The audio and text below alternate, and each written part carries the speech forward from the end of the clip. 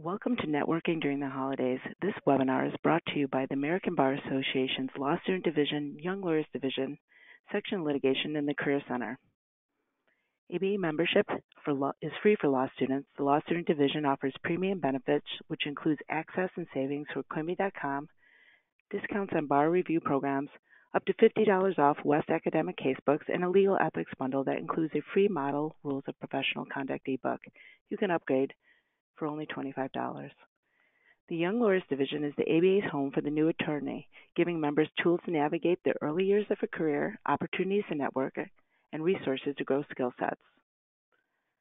The Section of Litigation provides students opportunities to network with experienced litigators and resources like quick sound advice podcasts and telephone roundtable discussions, perfect for the busy law student. The ABA Career Center offers both career development resources and a job board for law students, lawyers, and other legal professionals across all disciplines and career stages. Okay, it's time to meet our faculty. Adam Israel is a partner at the law firm of Balch and Bingham, LLP, in Birmingham, Alabama. Adam focuses on complex business litigation, primarily in the areas of business torts and unfair competition and banking and financial services.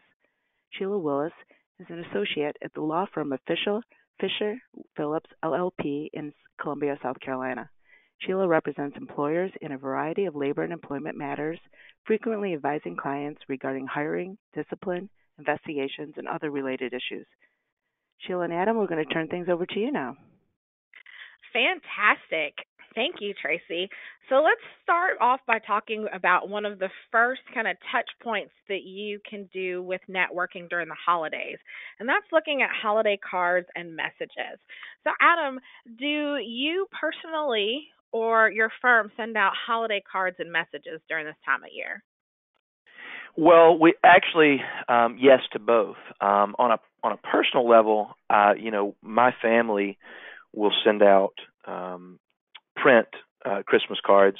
Usually, it has my children, my wife, a picture of us on it, and we'll send that to our friends and family. But we'll also, for clients that I'm very close to, I'll include those individuals on that Christmas card list as well, and so that gets sent out.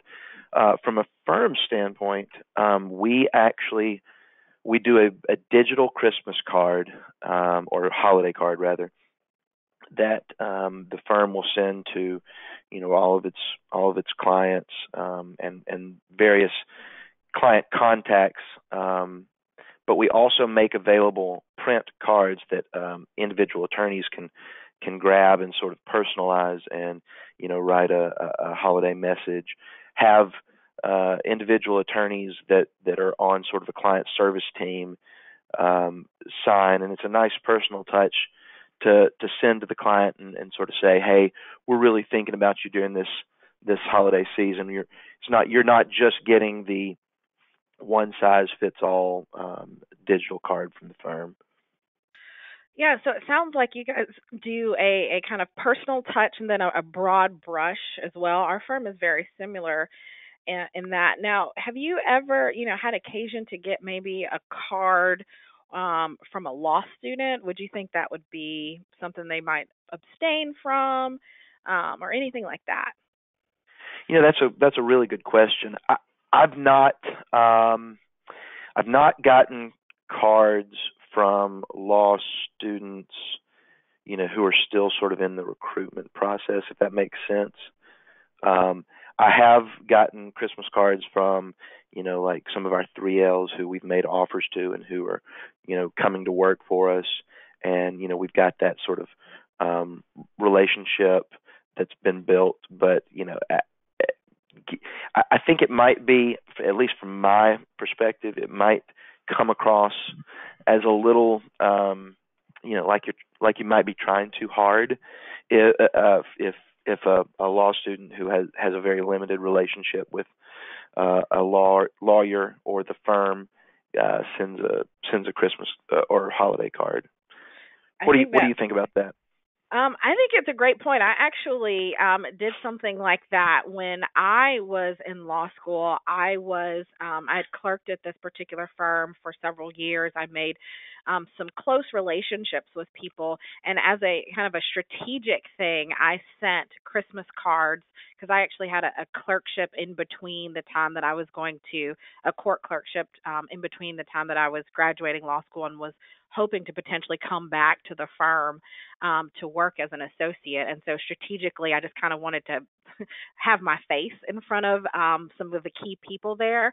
But, your Hmm. point about the relationship was really resonated with me and was well put because I didn't send it to everyone because, a Christmas or a holiday card is a little personal in some respects. And so I sent it strategically to people that I had built relationships with.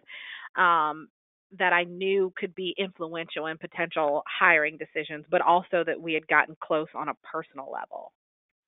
Yeah, I mean, I think at least from my perspective, I think that's the main point is that if you're going to be sending, your own personal Christmas card, it you probably need to have sort of that personal relationship. It doesn't have to be, the closest personal relationship, but you ought to have some personal relationship there.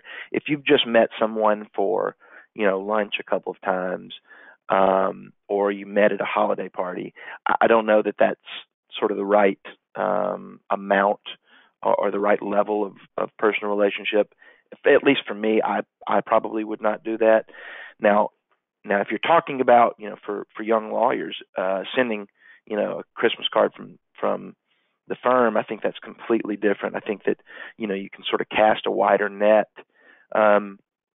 because I think everybody realizes that there is a marketing element to sending a holiday card on behalf of, your firm. It sort of says, hey, we as a firm value you, and we want you to have a wonderful holiday season.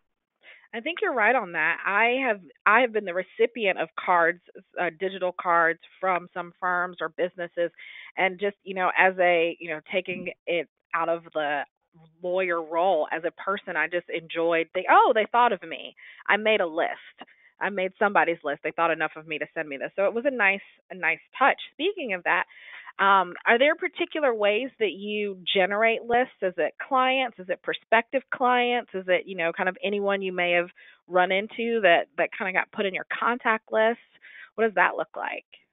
Yeah, that's a great question, and I don't think there's any one right way to do this. There are several different ways to skin that cat.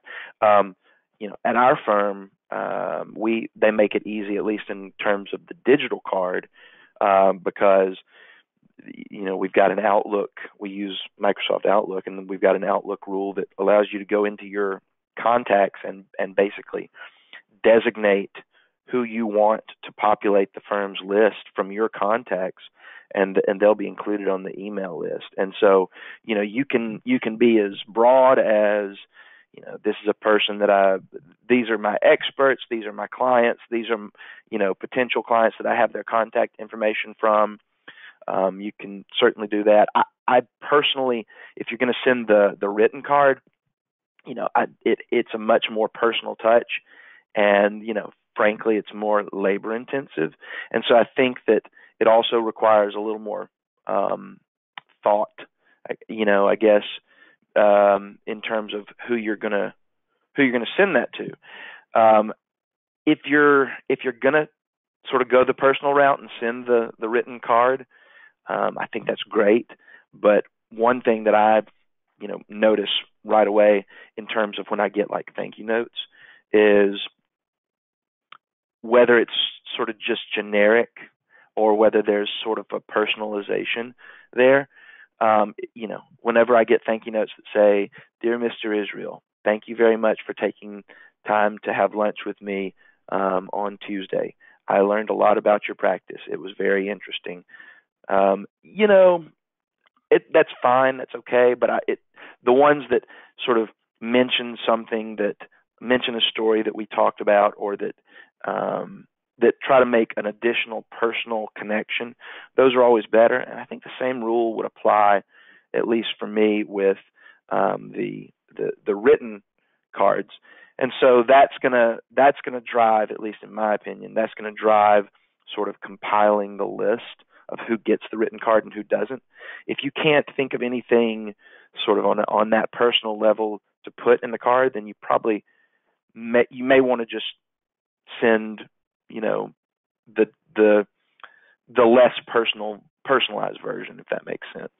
Oh, that is an excellent tip. That is really, really a good tip. So I think let's transition to kind of one of the more preeminent things that you think about in networking during the holidays is the all-inclusive holiday party and events. There's so much that we are going to kind of touch base on here. So let's jump right in with RSVPs. What's your feeling on RSVPs? I kind of have strong feelings about this, but I'm interested to hear. I mean, I'm like you. I have pretty strong feelings about this as well. If they ask for an RSVP, then you need to give one. If it's an open house, no RSVP necessary. That's one thing. But if the firm, or really, and this applies sort of generally in life, but especially, when you're talking about in the professional setting, if an RSVP is requested, you need to provide the RSVP, and you need to actually follow through with what you RSVP'd. So, we all run into situations where things change at the last minute. It's always great to set, if you've RSVP'd, I'll be there, and you can't, and something comes up, just drop them a line, drop them a note, make a telephone call and say, hey, I'm so sorry. I said that we're going to be there. Something's come up at the last minute. I can't come. I really apologize. They'll understand. It's worse to, in my opinion, it's worse to say I'm not going to be there and then you just show up unannounced. Firms take these RSVP numbers and they use it to figure, how much food to have, how much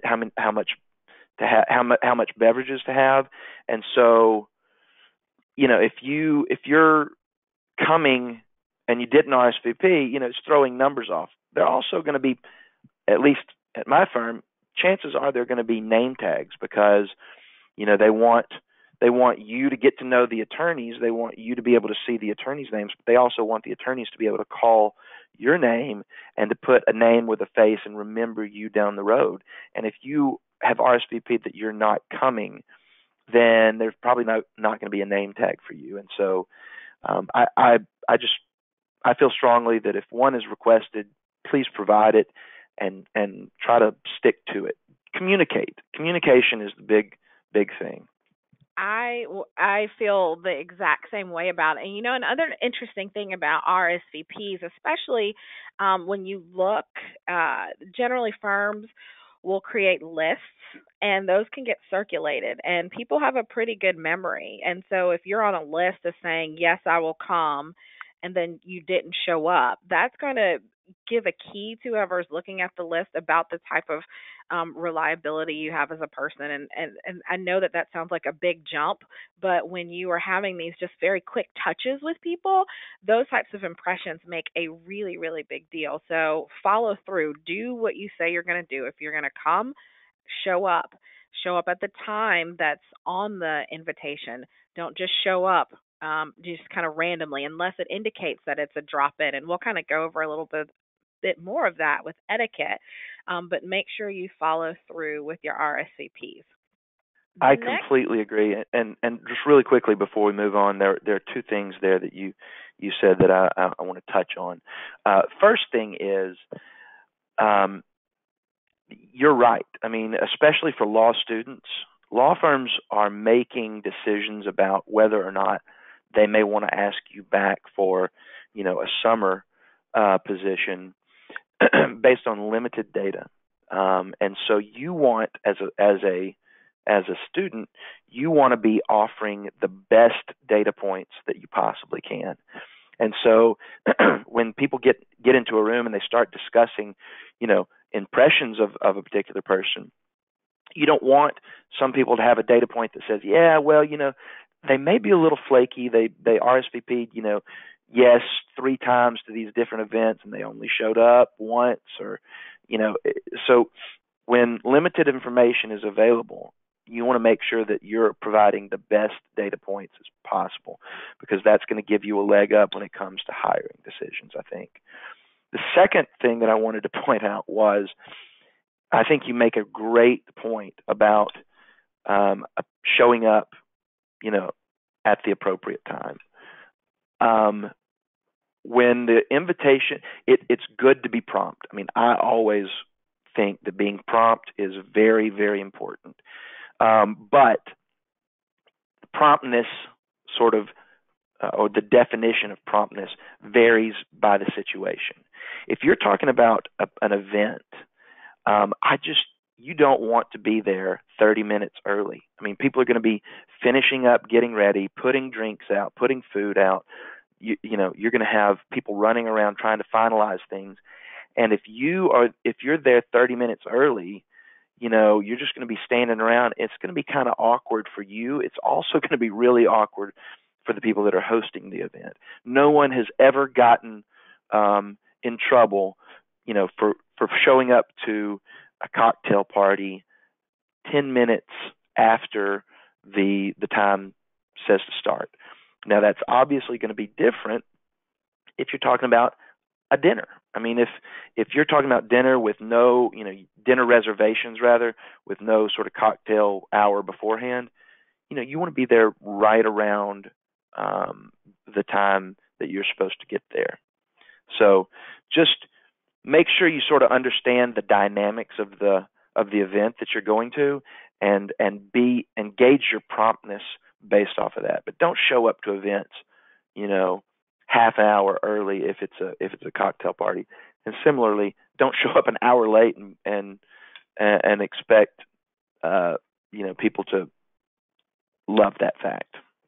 That is 100% accurate. And I will add to that, if you are going to an event that is at someone's home, definitely do not show up earlier than the start time, because you will stress out the host and hostess. Because granted, last minute they are doing, shoving things in closets, throwing shoes behind the couch, or whatever it is that they're doing. But you will stress someone out if you show up at their home earlier than the party is supposed to start. So definitely keep that thing in mind. Moving to, should you bring guests? And the thing that I'll say here to just kind of kick us off is, when you are thinking about bringing guests, one of the things is this an event that a guest is welcome? And you look at the invitation for clues. If you have an RSVP that's directed to a particular person, you might be able to ask. You can ask other people if you know that they're attending as well. And if there is the opportunity to bring a guest, the most important thing that you need to think about is, what does that guest say about you? What impression will people get from your guest about you? Because that's what it is. People are going to make decisions about you based on the type of guest that you bring. And Adam, I know you have a very interesting story about someone who brought a very interesting guest to one of your holiday parties.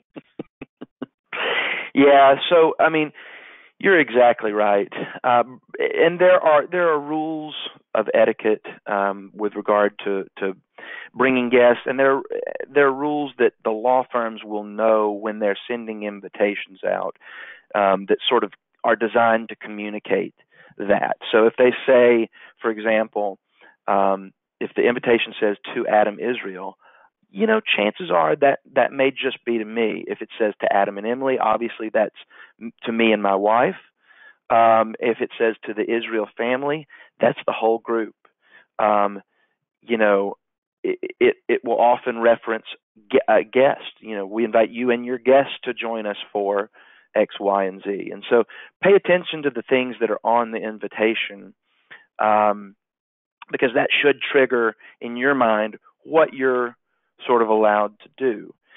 If there's any question, there's no problem with asking. And usually, you'd want to ask, if the firm will typically have somebody designated to RSVP to. You'd probably want to ask that person, hey, so-and-so, I couldn't tell, is this an event that I should bring a guest to, and they'll give you the heads up. If it is an event that you can bring a guest to, or it would not be inappropriate to bring a guest to, then you're exactly right. Who you bring says a lot, and will make a lasting impression. If it's your spouse, that's always fine. If it's and I'm talking specifically about situations where bringing a guest is not inappropriate. Your spouse is always okay, and someone that you're engaged to is always okay. Then you start beyond that. You sort of have to ask yourself. I mean, if it's someone that you've been with for a while, okay, fine. If it's somebody that you've just met and had maybe one date with, you have to ask yourself, do I know this person well enough to know whether they will convey the right message? Correct. Yeah. Will they embarrass me at this party, or is there a potential that they will embarrass me, or do I even have enough information to know? If you're answering that question with, I don't know, I don't have enough information, then you may want to consider whether or not to bring the person. The other thing, and I will tell you, we've had people bring interesting guests to our parties. Totally benign, but it left a lasting impression. And I would say that it was not the right impression. We had a law student come, and we said, bring a guest, and we have an event after Christmas for out of town law students that are from Alabama, and so we said, bring a guest. Feel free to bring a guest. This individual brought his mother to the cocktail party, so he was, Oh, bless his little heart. I'm also I mean, that you know what that means. Yes, absolutely. I mean, and that's sort of how everybody was. It was like, oh, bless his heart. But at the same time, is that really what you want a person that you're trying to get a job from to say about you?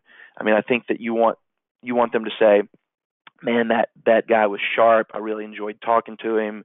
Or that girl, was really really smart, and she's going to do a great job, and I really want to have her back.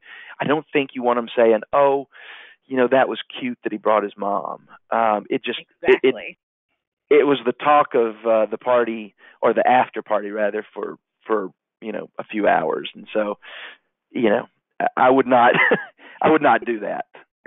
I think that makes a good point. Another thing I'll bring up, and we'll talk about this a little bit later with attire, but you also want to make sure that your guest is appropriately attired for the event.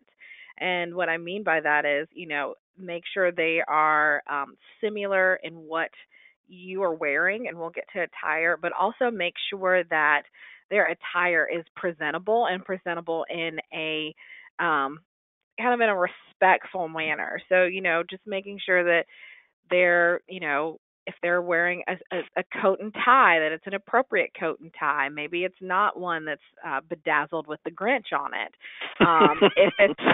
If it's someone that's a female, maybe that it's not super tight and short and low cut. You again want to make sure that the attire of your guest looks good. Going back to what we said, these kind of snap decisions that people are making at the time, when you're giving them this universe of information to know about you, who you have chosen to kind of have in your life or in your circle tells them a lot about you as well. So just kind of keep that in mind. Anything else you want to talk about with guests, Adam, before we move on? No, I think we can move on to prep. All right. So prepping for the holiday party. When I think about prep, I'm a very kind of a little bit strategic in how I think about things. And so I look at what is the goal of me going to this particular event? Am I there to just kind of have fun and meet people, or is this a group of people that I know and we're just kind of develop our relationship? Is this a potential job prospect? Is this a potential networking opportunity for client development? So, what is the goal? Because that kind of helps get you in the right frame of reference for how you're going to kind of conduct yourself during the evening with particular things. Also, making sure that you research your hosts, making sure you research if you're going to a firm or a family so that you have a really good idea about them. And I know, Adam, you've had another interesting, an interesting situation where someone's research went a little awry.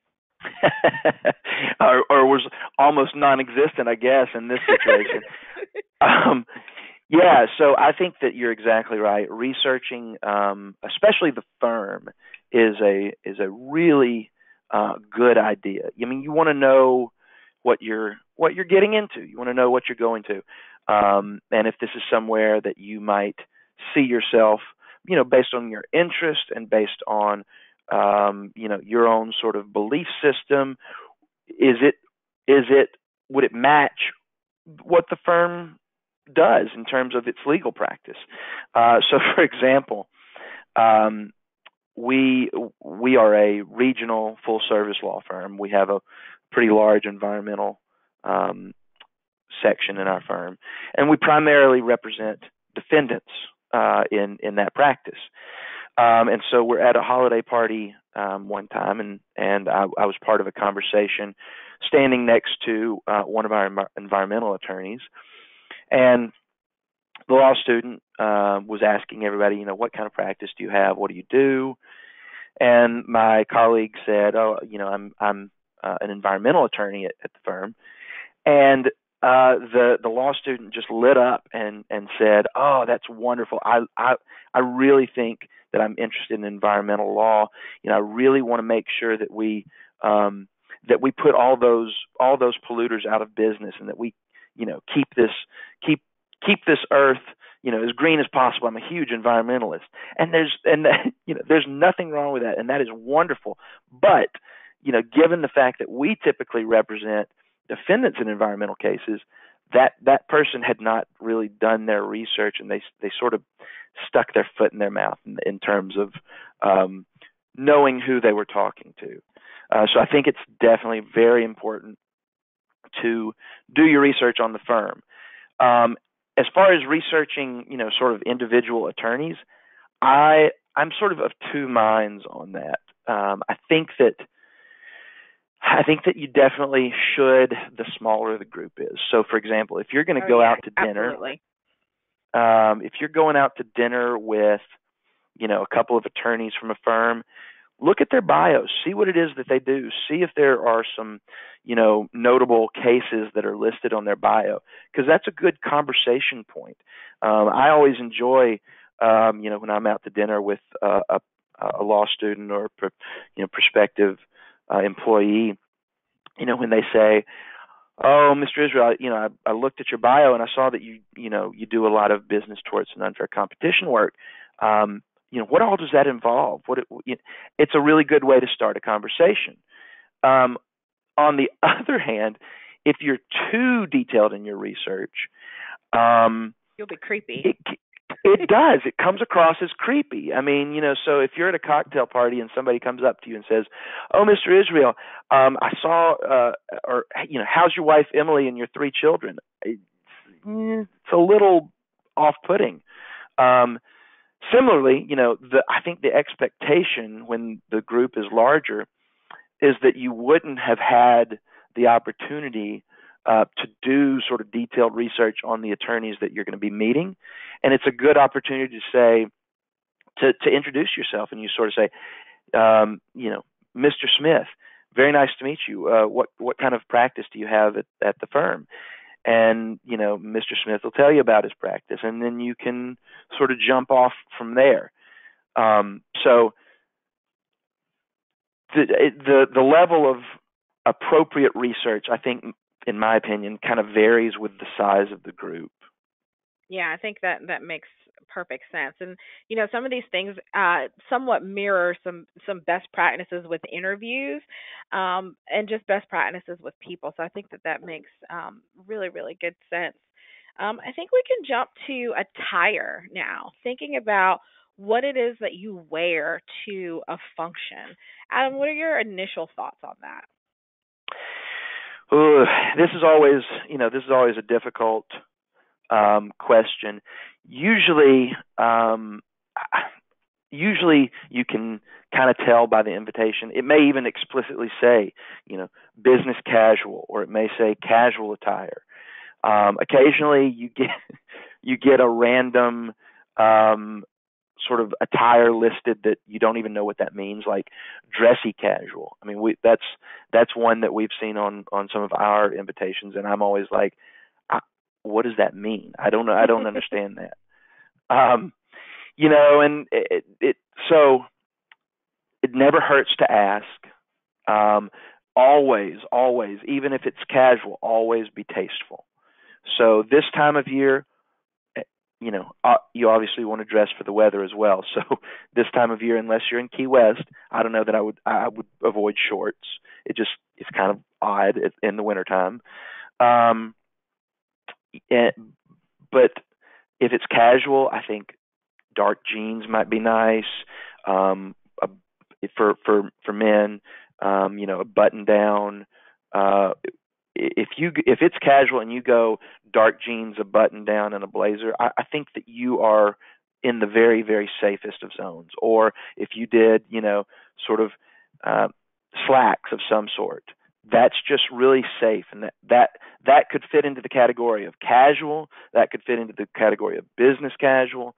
I mean, those are just safe things. If it says business attire, then to me that's like a suit and tie. But I don't think that you're going to see any holiday party that says business attire. I mean, you may, but it's just uncommon, in my opinion. Now, for women, I'm going to have to pitch that back over to you, because I'm just less familiar with what women ought to be wearing to cocktail parties. Well, and I think, before I get into the particular types of style and whatnot, one of the things I think that's helpful is looking at the invitation as to what time of day and what day of the week, and that's going to give you a little bit of a clue. So if the holiday party is Wednesday at 5:30, there's probably a strong bet that people are going to come there straight from work.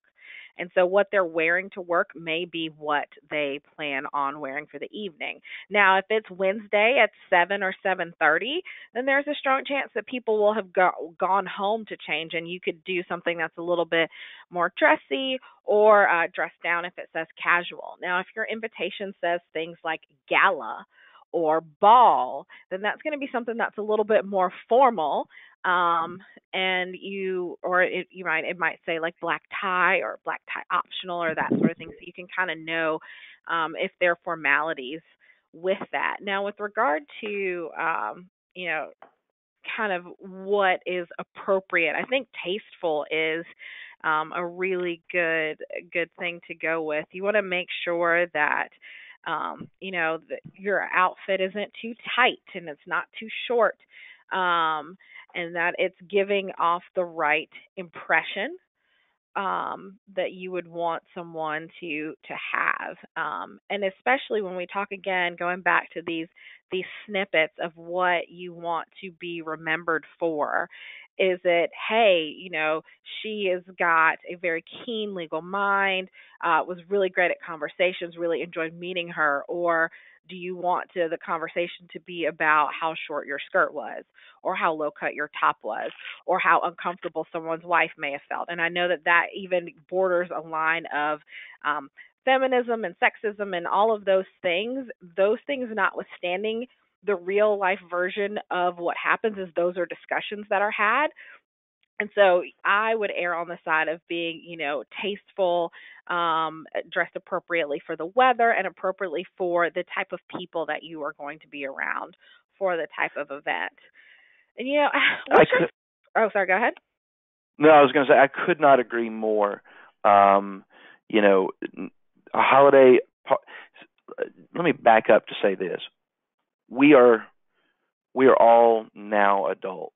We are all we're presumably going to law school, and we're young lawyers because we want to be lawyers. We want to be taken seriously in the business world, and we want to act in a professional manner. And so part of that is realizing that a holiday party is not the time to dress in a racy manner.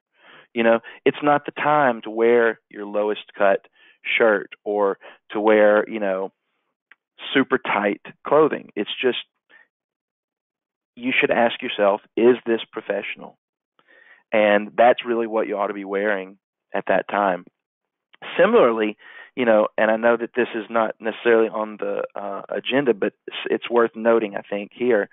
Now's the time where you're going to be meeting prospective employers, and they're going to get to know you at a holiday party, and they may go back and look you up on social media just to see, learn a little bit more about you. And so that's something to think about as we're going into this holiday season is, do I need to clean up my social media presence? Do I need to take down or untag myself in some pictures that are left over from college that might not portray me in the most favorable light? Just like what you're wearing, what you're posting is a reflection of your judgment, and it's a reflection of how professional the firm could expect you to be if they were to hire you. And, Adam, as I was preparing my comments and thoughts on this webinar, and I was thinking about how I was writing all the things about women's dress and how too tight, too short matching just seems like a double standard, because I couldn't come up with anything for men that might be anything that would give a terrible impression. And that's really unfortunate about our society. But I did come up with one thing that's kind of in the realm, but not. So what are your thoughts on crazy holiday ties or crazy holiday? I've seen now recently blazers where you could have a blazer that's a whole bunch of candy canes or Santa Claus faces. What do you think about those types of things? I don't think it's the holiday party is the right place to be sort of making these crazy fashion statements. Not to say that they're not worth making in your personal life, but you got to ask yourself, am I putting myself in the best position to get a job with this firm if that's something that I'm interested in? If it's not something you're interested in, then you ought to be asking yourself, do I really even need to go to this party? But presumably you're going to the party because you think you could see yourself working at this firm down the road, and so you want to make decisions that are putting your best foot forward. And I just don't know that some outlandish conversation piece of a tie or a blazer is the right decision to make. And similarly, I will say, you may not have been able to think of things that will get guys talked about, but I can tell you, if you're wearing something that is too tight as a male, we see super tight pants and super tight suits a fair amount, and that is equally bad for women and for men. I mean, we end up remembering males as well who are like, that suit looks like it's been painted on you, or those pants are way too tight. Just be mindful of the setting that you're going to be in. That is a really good point, and I'm glad that there's something else that's out there, because I was like, man, this sounds sad.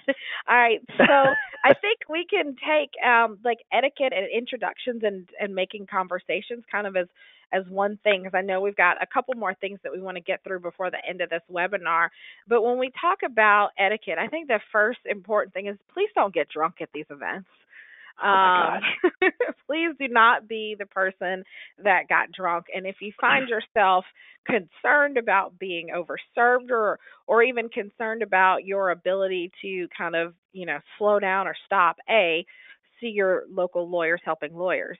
But B, feel free to switch to like a soda water with a lime in it if you don't want there to be the impression that you're not drinking, but you don't want to continue drinking. Those are options, but do not get drunk at the holiday party, anybody's holiday party, unless it's a personal one or whatnot. But in a professional setting, do not do that. Yeah, I mean, sorry, go ahead. sloppy law students are usually not making the greatest impression, and especially if it's a first impression. I mean, first impressions are really hard to overcome. So if you make a good first impression, then you've sort of built up some goodwill, and you get the benefit of the doubt down the road. But if you've made a bad first impression, that is really hard to overcome and to come back from. And so, you don't want to be the guy who's having to prop up in the corner because you had 6 scotches by 7 p.m. So pace yourself. Everybody's there to have a good time, and that's great. But just the point of the holiday party is for everybody to get together and to be happy, to be merry, to meet each other. The point is not to go on a bender and light it up. So just realize why you're there. If you want to go out afterwards, that's your business. But when you're there trying to presumably position yourself to get a job, think about that. Similarly, if you're a young lawyer and you have a client Christmas party, I mean, you need to realize that those clients, they're there to have fun too, but they're also, I mean, they have come to you, they have hired you, or you're asking them to hire you because you have good judgment. I mean, that's what clients look for in lawyers, is people with good judgment that can help them with their legal issues.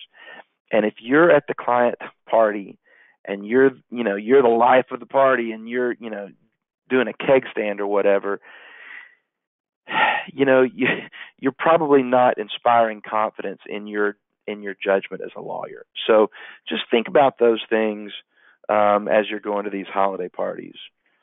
And I'll say on a similar vein, when you are thinking about the food that you're eating, because often some of the best parts about the holiday season and holiday parties are the food.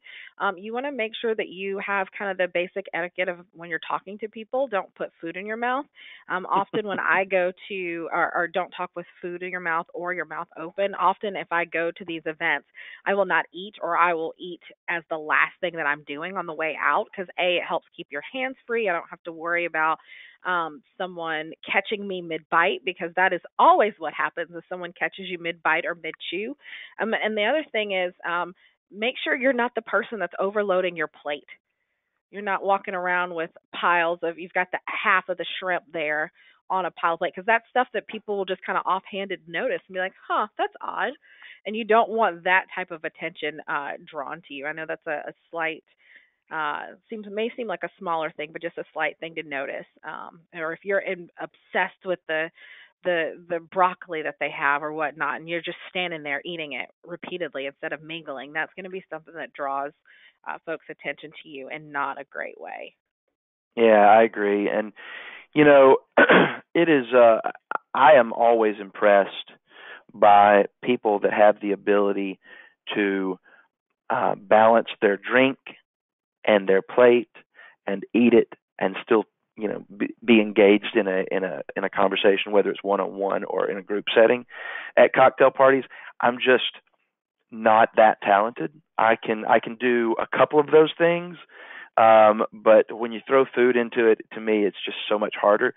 So one trick that I always try to do, if I'm hungry, if I need to put something in my stomach in order to make it, then I'll just go make a quick plate and like go stand off to the side and try to eat and then jump back in and mingle, rather than trying to balance it all together. Sometimes it doesn't work out. Sometimes people will come and engage you and you just roll with it. But, that keeps me from having the situation where somebody asks me a question and my mouth is full. It keeps me from having the situation where they stick their hand out to shake my hand and I don't have a free hand to shake, because I got a plate and I got a drink. So, think of a cocktail party in terms of, logistics. How do you manage, what you have in your hands? How do you, get into conversations and get out of conversations? It's an art.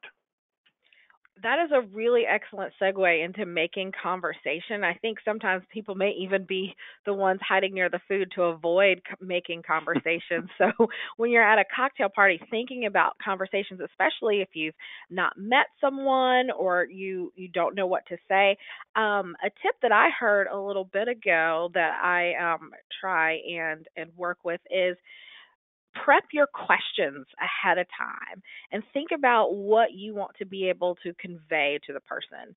So the two things. So I'll start with prep your questions. You may have 3 or 4 go-to questions that you can have in a conversation, and you also want to make sure that you have your responses. So things like, what are you working on? What type of work do you do? Do you have plans for the holidays? What's the last place you traveled?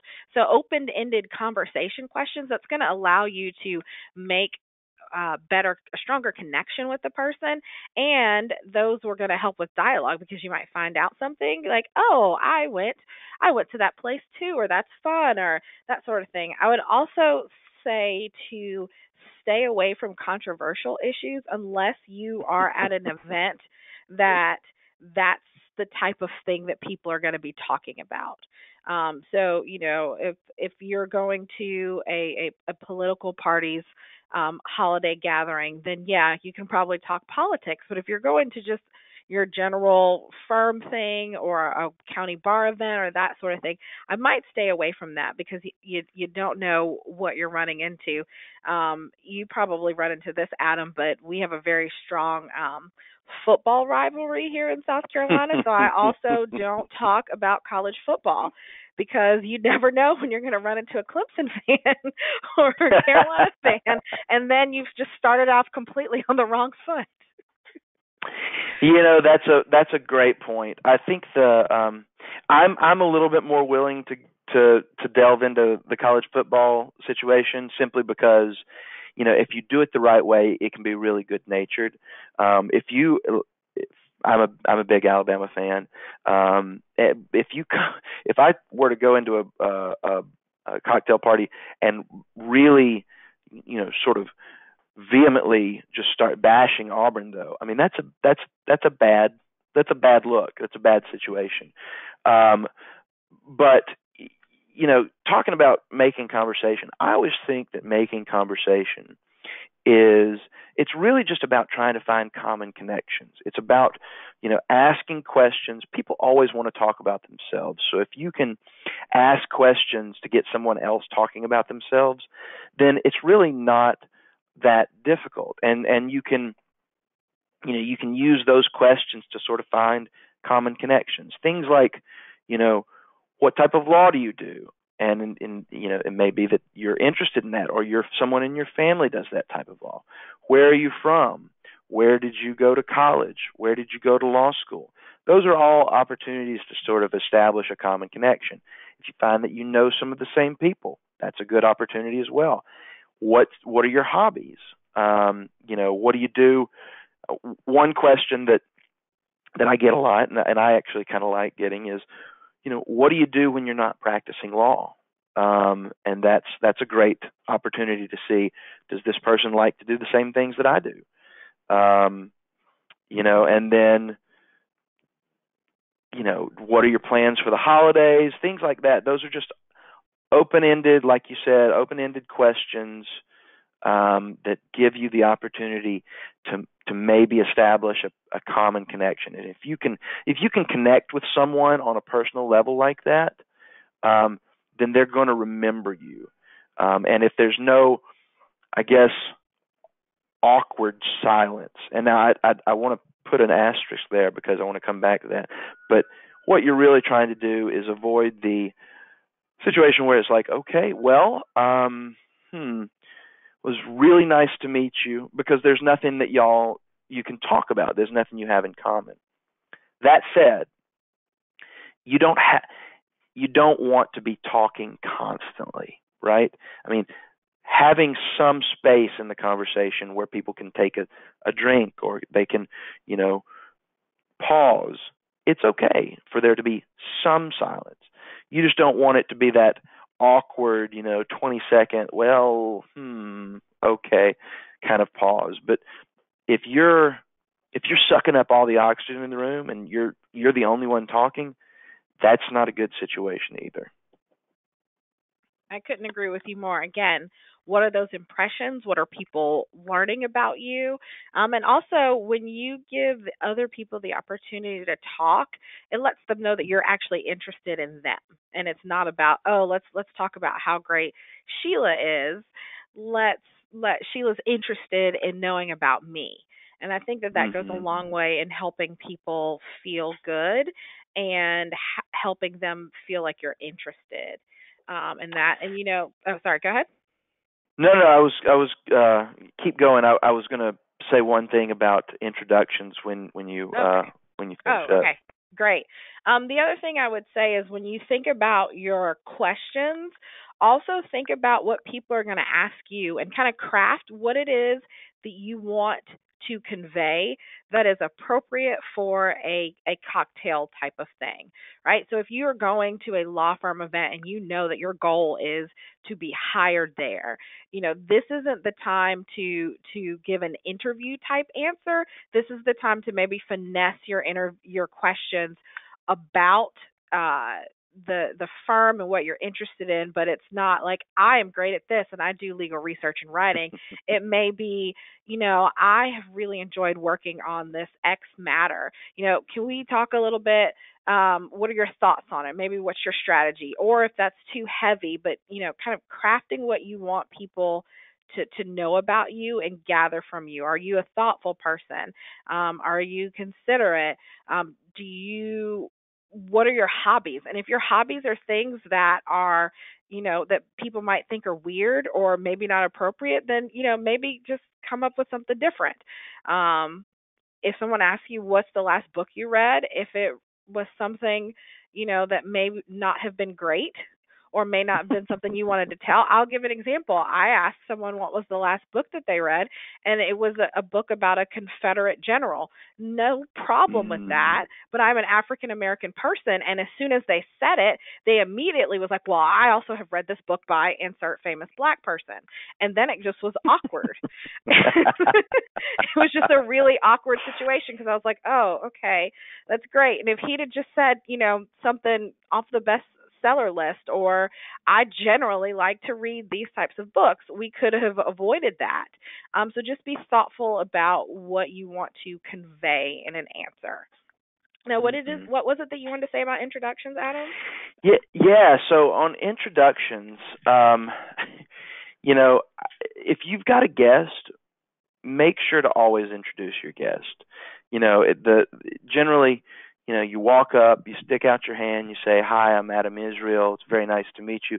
This is my wife, Emily. Please make sure to introduce your guest, because otherwise, and I've run into this situation several times, you'll get to talking with if you start right in on the conversation, you get to talking with the other person, it becomes awkward because your guest is sort of just standing there not knowing, okay, do I need to go to the bar and get a drink and let them have their own conversation? Or do I need to stand here and wait to be introduced? Or do I need to just jump in? It also puts the other person in the conversation at an awkward position because, and I've had to do this before, you sort of say, you pause and you stick out your hand, you say, hi, I'm Adam, very nice to meet you. And you do the introduction for them. it becomes an awkward situation. So if you have a guest with you, make sure that you always introduce them. So if you're the attorney on this side, don't try to introduce people that if you can't remember their name. It is just an awkward situation to be like, because that's a way to pass people off, because you can't just have a conversation with one person for the entire night. That's not good if you're on the attorney side, because you need to be meeting, people. It's not good for you if you're a law student, because you also need to be meeting people. And so it's finding those natural break points. And so if you're on the attorney side for young lawyers and you're trying to sort of make that transition and pass a law student off to another attorney, it can be awkward if you say, hey, this is, what was your name again? Just, you got to come up with a way to transition that conversation. Absolutely. And so I think we're going to finish up this webinar on this last point about follow-up. How do you follow up with connections that you may have made at a holiday party? Yeah, that's a great question. I mean, I think, it's always nice to drop a note, whether by email or by personal card. That's always a great touch. I'll go back to sort of what I said initially with regard to holiday cards, which is, if you're going to send a personal note, try to include something personally memorable about it. You just, if you're receiving a bunch of those, it's easy to just open them and toss them when it says the same thing as all the other ones, which was, Mr. Israel, it was very nice meeting you on Wednesday night. Thank you so much for having me at the Balch and Bingham holiday party. I hope you have a great holiday season. I mean, try to include something personal about your conversation. I really enjoyed talking to you about your love of X, or I really enjoyed talking to you about, Y. So try to do that. If you can't come up with something, then I would say stick with a short email. You'll probably get a short email back, but it's still always a nice touch. I think that's a great idea. And if you wanted to do kind of an in-person connection, I would like to invite someone to coffee or lunch. My suggestion would be on that to maybe try and schedule something in the new year, because the holidays are just a really crazy time. December in general is just a really crazy time. And it's hard to make, I think, meaningful connections or side plans, as in things that you hadn't already planned on doing. So, and that's a good way to do kind of a follow-up. Happy New Year. Enjoyed meeting you at the Balch and Bingham Christmas party or holiday party. Now that the holidays have settled down, maybe we can go grab some coffee to discuss X. So really, really good ways to follow up. I think we are coming towards the end of our time here. Adam, did you have any last-minute points and tips for our audience? This is a great time to meet people and make connections. Just make sure that you're intentional about what you're doing. Make sure you're mindful of how you're portraying yourself, and be authentic, but be the best version of you that you can at these holiday parties. It'll make all the difference in the world when it comes to getting that job opportunity for young lawyers, getting your foot in the door with that client. I could not agree with you more. Again, the impression that folks are going to get from you from holiday parties, this may be one of your first social events around people, and so they want to know that you can conduct yourself and you have appropriate decorum for the situation. So we really appreciate you listening in today, and we hope you got some really, really great tips.